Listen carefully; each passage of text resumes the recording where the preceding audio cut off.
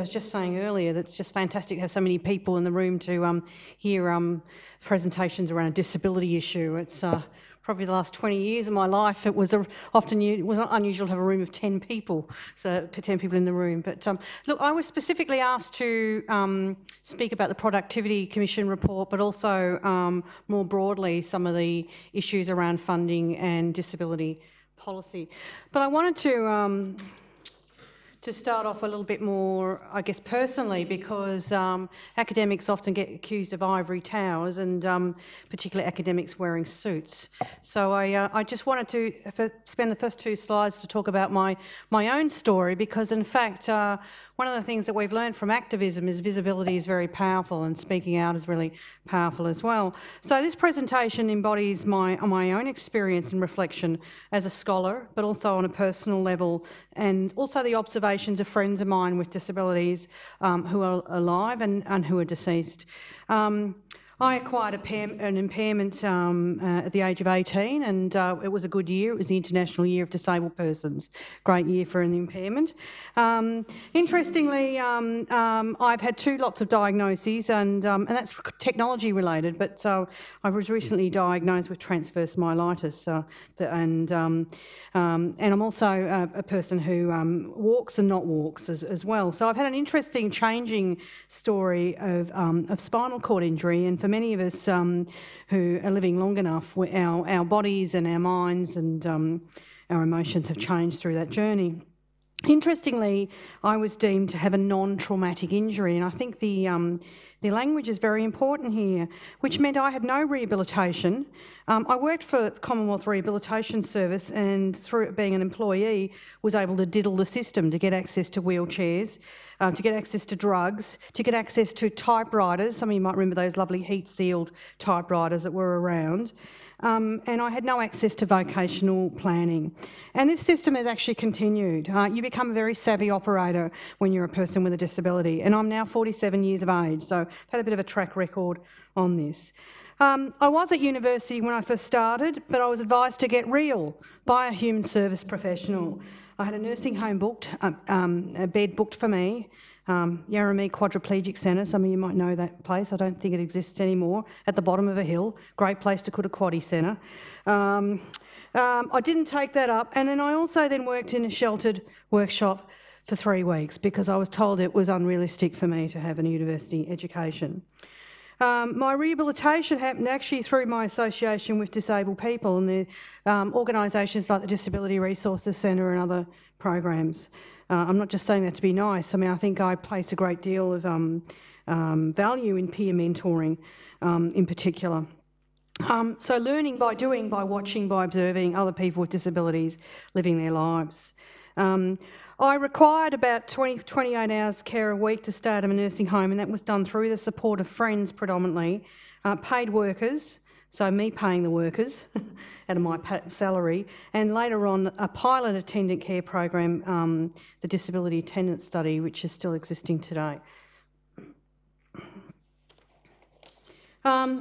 And I looked at where am I going. One of the things that will become really clear in my talk is my obsession with education and the emancipatory power of education. I did get back to university in 1987, mainly through the politics of envy. I saw educated people getting better jobs than me. I studied at La Trobe. There was no on-campus assistance whatsoever to go to university. And I must say, as a person in a university, it's improved, but not really a lot has changed. It took me 10 years and I finished my degree. I've worked to pay for the extra costs of disability to stay out of a nursing home all my life, even in good times. I'm eligible for very few programs, and I think that's a point came up at the poverty session before. My journey has been a form of self-funded freedom. I spent $15,000 on my own cash to purchase 2 wheelchairs last year, and we will be running a case with the ATO because they're not claimable as deductions. And I needed those to actually hold down my job currently. I did get a PhD in 1999 and graduated. I guess the important point here is very lonely. Life is good, but it's always on notice. So I just wanted to kind of go through my focus and I'll just fly through some of these, sooner than later, and I have PowerPoints available.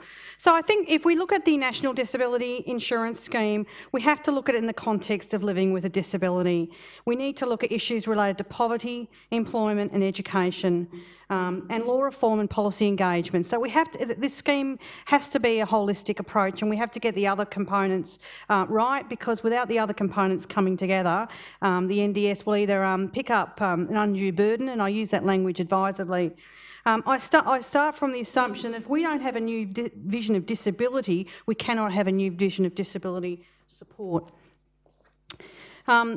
One of the things I think in the report that was very confusing and shifted a lot was this notion of conceptual frameworks. I don't see concepts in the abstract. I agree with Bell Hooks, who said that theory helps us make sense of our lived experience. Different theoretical understandings of disability help us ask different questions. The difficulty, as the late Christopher Newell said, is disability is always an afterthought. It gets added on to everything else, it gets forgotten. And until disability becomes part of the mainstream agenda, nothing much will change. I think the good thing about this scheme is, guess what? Every Aussie's in it. Everybody. Maybe that's why we've got a big crowd here today. I'm not sure. The other thing about this is I've got a couple of boxes here, and I'll just read them out. I think we have to learn lessons from elsewhere. You know, the Americans made a really big mistake in legislation.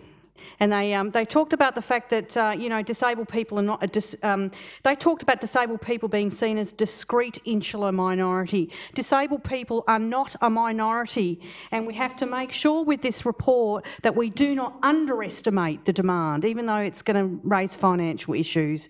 That's the biggest mistake, that we are not a state of exception. Okay, so disability is everywhere.